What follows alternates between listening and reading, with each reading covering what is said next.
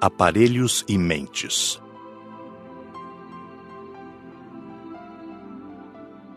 Tivemos aula teórica sobre aparelhos usados no plano espiritual. Infelizmente, não posso descrevê-los com detalhes por 2 motivos. Primeiro, não tenho meios de transmitir. E para a médium, desconhecendo, torna-se difícil. Segundo, não tive autorização do plano superior para descrevê-los com minudência, porque esse relato, sendo público, poderá ser lido também por maus. No plano espiritual, há muitos aparelhos, todos lindos e úteis. Já conhecíamos todos. Muitos deles usamos nas excursões e na vida diária na colônia. Nenhum polui nem ocasiona acidentes. Acidentes não acontecem por aqui.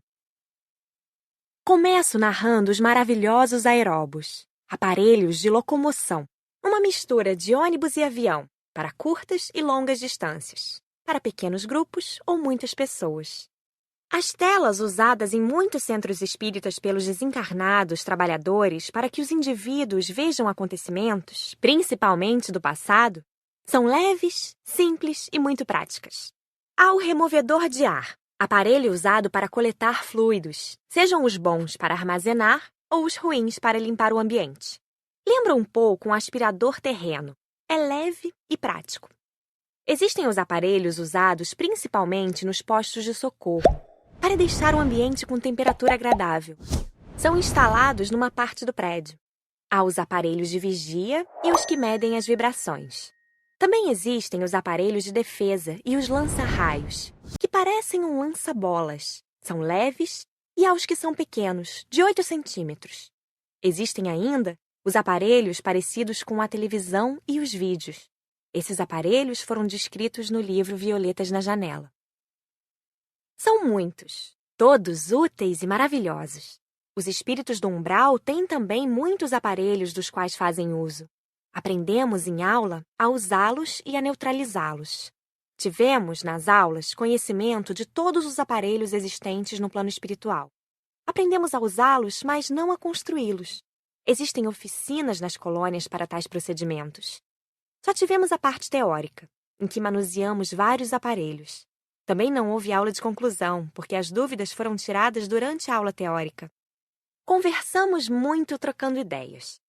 Narrei aos colegas um fato do meu conhecimento. O centro espírita que frequentei quando encarnada recebeu por certo período a ajuda de um grupo de espíritos sediados no local chamado Colina. São todos orientais.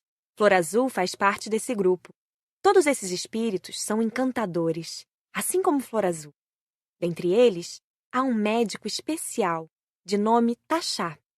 É exímio construtor de aparelhos, mas o mais impressionante é a sua maneira de curar seus doentes.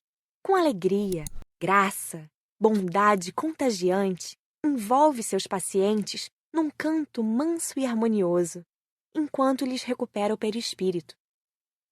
O resultado é surpreendente. Depois que desencarnei, indaguei a Maurício, amigo médico que trabalhou com essa equipe, o porquê de ele ter tanta facilidade e rapidez para curar.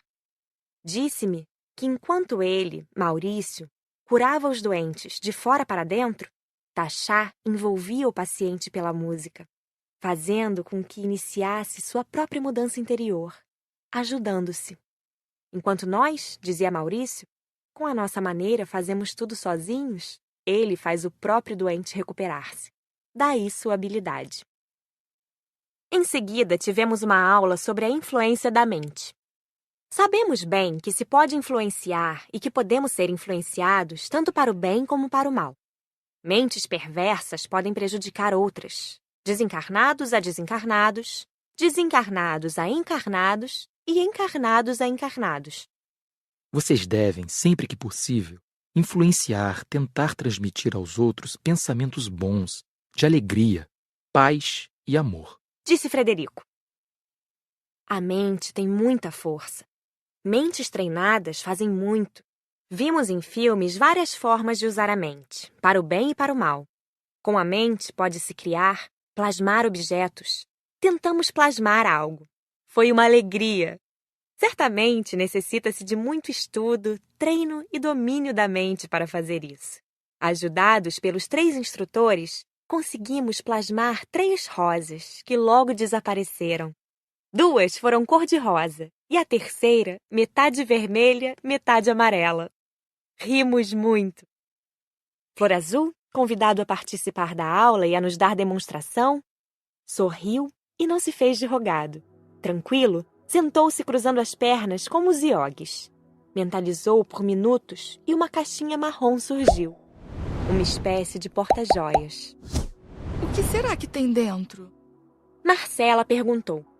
Podemos abri-la? Indagou Nair, curiosa. Com autorização de Flor Azul, abrimos. Dentro havia uma placa parecida com madeira, com os dizeres nela gravados. A sabedoria é a fonte da prudência. Aplaudimos e ele ficou encabulado. Lindo! Dissemos entusiasmados. Soubemos o tanto que se pode fazer com a mente e que todos somos capazes. Basta estudar e querer. Ao dar um passe, o passista está influenciando quem o recebe? Indagou James a Raimundo. De certa forma, sim. Influenciando para o bem. Passes significam transfusões de energia. São doações. E para isso, quem dá passes tem que ter para doar. Nos centros espíritas ou com pessoas boas que benzem ou com quem dá passes, há sempre desencarnados bons que ajudam nessas doações. Passes são úteis? Indagou Glória. Sim, e muito. Para pessoas enfermas, são muito úteis. Para pessoas obsidiadas, de grande ajuda. Para os médiuns que não trabalham com sua mediunidade, é como tomar comprimido para dor de cabeça. Corta-se por determinado tempo o efeito, mas não se elimina a causa. O passe deve ser encarado como um remédio poderoso. E como todos os remédios, não deve ter abusos. Não é certo acostumar-se com passes e tornar-se um papa-passes e tomá-los por tomar. Já escutei sobre os passes que, se bem não fizerem, mal não fazem. Disse Rosália. É errado. Só fazem bem. Não devemos menosprezar algo assim tão útil e tão sério que exige tanto do passista. Passe é algo maravilhoso. Tanto que os espíritas conscientes fazem cursos, estudam para praticar tal evento. E deveria ser mais valorizado. Aprendemos a dar passes antes de visitar o Hospital da Colônia. E isso na primeira aula. É simples, mas necessitamos estar bem conscientes de que estamos transmitindo o que temos. Nós, desencarnados, podemos dar passes em encarnados, que não vão receber como o de um médium, porque não temos fluidos materiais, mas sempre são de grande ajuda. Aprendemos a fluidificar a água. Em centros espíritas, para os frequentadores, em geral, ela é só energizada. Os encarnados sempre devem deixar água limpa para isso. Sempre que se encontram impurezas, devem ser neutralizadas. Existe a água separada para certas pessoas onde são colocados os remédios de que necessitam. Sempre quem faz isso é a equipe médica. Mas como normalmente muitos necessitam de ajuda, aprendemos para ser úteis. Essas aulas, embora curtas, foram de grande proveito.